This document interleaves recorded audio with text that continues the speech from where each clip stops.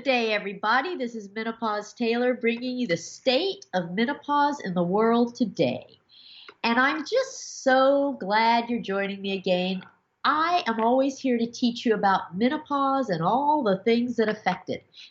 And today's topic is on something that affects it: endometriosis.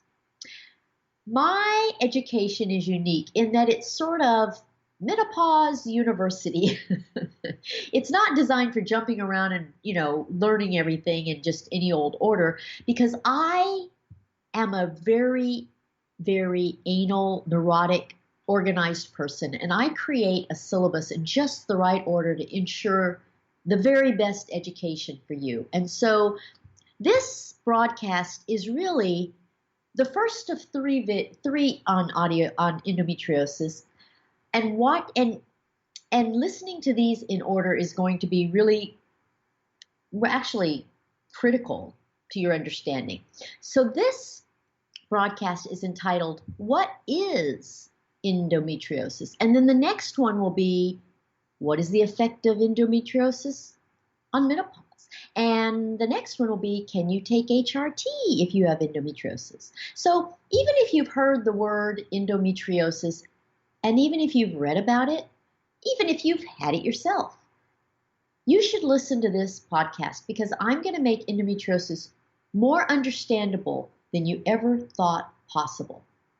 So, you know me, I like to start at the very beginning, and I like to assume that you know nothing. And that's because you don't know what you don't know. And by starting at the beginning, you are able to connect all the dots. So let me explain what endometriosis is. The word endometriosis comes from the word endometrium. And endometrium is the inner lining of your uterus. Your endometrium is the tissue that builds up and gets thick each month before your period. And it's the tissue that sheds when you have your period. So your menstrual cycles are a result of hormones that act on your endometrium to make it get thick in order to cushion a fertilized egg. And then if you don't get pregnant, it sheds. So your period is actually your endometrium. And your uterus expels it through your cervix and then out of your body through your vagina. Now, you ladies have seen what your period looks like. It's drops of blood, but you can see that there's tissue in the blood, and that tissue is your endometrium. Endometriosis is when some of that very same tissue, your endometrium, goes the wrong way. Instead of exiting out of your body through your vagina, it goes backward. It backs its way up your fallopian tubes and exits out the end of your fallopian tubes. So what's going to happen to those drops of blood that contain endometrial tissue when they get to the end of your fallopian tubes?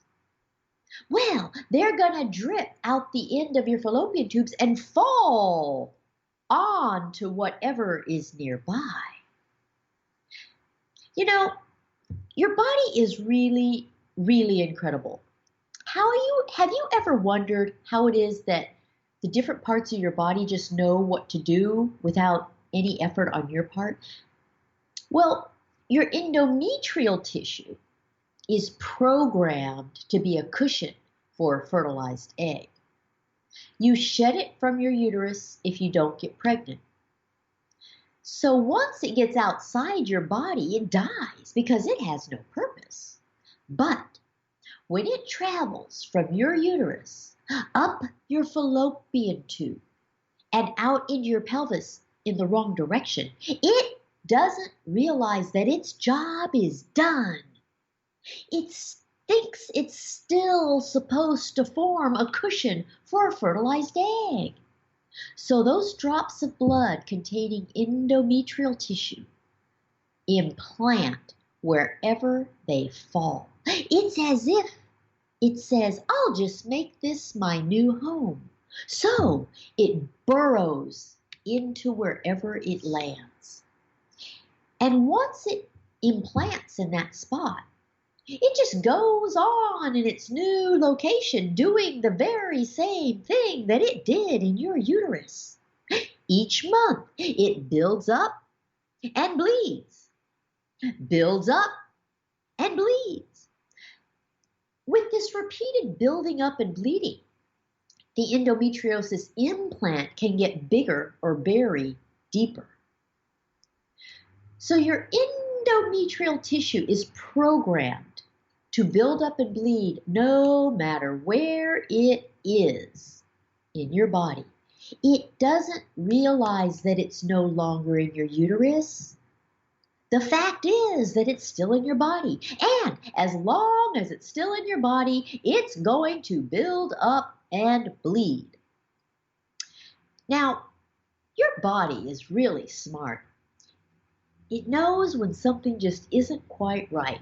So this bleeding that occurs in the wrong location alerts your body to the fact that something is wrong. And when something is wrong, your body tries to fix it. So that bleeding represents a raw spot or a sore or an injury. And whenever your body has a raw spot, a sore, or an injury, it tries to protect it. It's just like what happens when you cut your skin. At first, it bleeds. The bleeding is the raw spot or the sore or the injury. But then it starts healing, doesn't it? And the first step in healing is to seal over the raw spot. Your body just wants to cover it to protect it. And then that covering forms a scab. A scab is thick and hard compared to your normal skin, isn't it? Well, that's because your body provides extra protection to the area that is injured. And that scab will remain on your skin for days, won't it? And eventually, it'll fall off. And when it falls off, it leaves a scar. And the scar is visible. It's usually thicker, tougher skin than the original skin. So this is your body's natural healing process. When something bleeds, your body tries to heal it by covering up the raw spot, which then hardens into a scab and eventually becomes a scar. This is your body's way of putting a Band-Aid on something. So what do you think your body is going to do about the bleeding that occurs as a result of endometriosis? The very same thing. Your body uses this healing process to fix things on the inside, just like it does on the outside. So when the endometriosis implant bleeds, whatever is nearby tries to protect the raw spot by covering it like a Band-Aid. But whatever covers it gets stuck. And once it's stuck, it begins to get thicker like that scab. And eventually it gets tougher like the scar. The name for scar tissue inside your body is adhesions, like adherent. Adhesions can be filmy connections, kind of like mucus, or they can be really thick bands. So what is in the area where endometriosis can form? What else is nearby? Well, everything in your pelvis. You've got your uterus nearby, your fallopian tubes nearby, your ovaries nearby. But that's not all. Your intestines are nearby too, and so is your bladder. This means that all of these structures can have endometriosis on them. And it also means that any of them can be adherent to any of the others when an adhesion forms. So your ovary could be stuck to your intestine, or your bladder could be stuck to your uterus, or your fallopian tube could be stuck to your uterus. Heck, they could all be stuck to each other. With time, adhesions can become like dried glue, sealing two structures to each other. And with more time, they can become really cemented together. So your ovaries are supposed to dangle freely off the sides of your uterus, but if there's endometriosis in the area of your ovary, instead of dangling freely out to the side of your uterus, your fallopian tube and ovary can be cemented onto the uterus.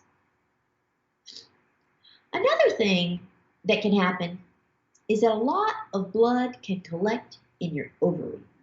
You see, your ovaries are located directly below the open ends of your fallopian tubes, so they're in a prime location for collecting endometriosis. So if implants of endometriosis collect in an ovary month after month after month, the ovary can become big and swollen with blood. We call an ovary that is full of endometriosis an endometrioma.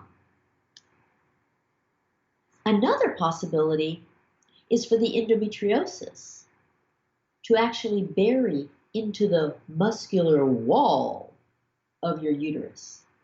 I mean, in that case, it would still be in your uterus, but it would be in the wrong layer of your uterine wall.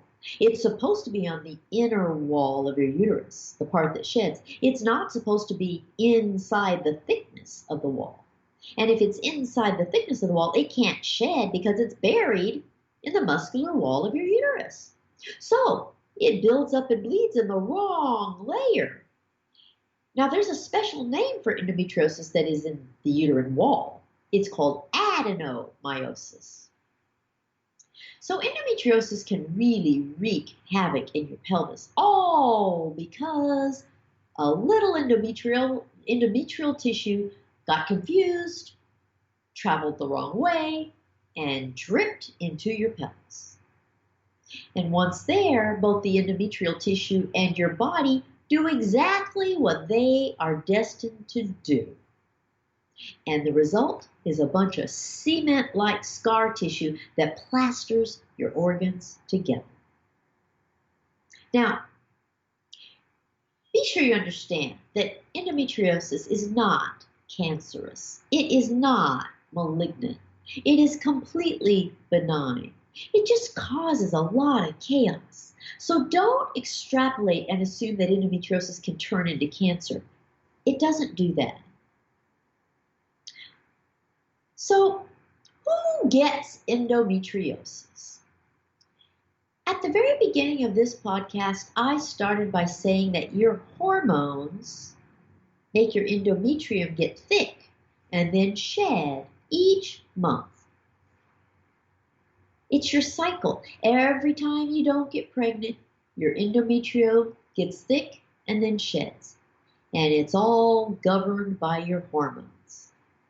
So what this means is that each cycle creates an opportunity for endometriosis to develop. With each cycle, there is the potential for some of your endometrium to go the wrong way. And any endometrial tissue that goes the wrong way and backs up your fallopian tubes can lead to endometriosis. And let me just qualify something. Even if you have a visible period, some of your endometrium can still go the wrong way. So this is not an all or none thing. Some endometrial tissue can come out of your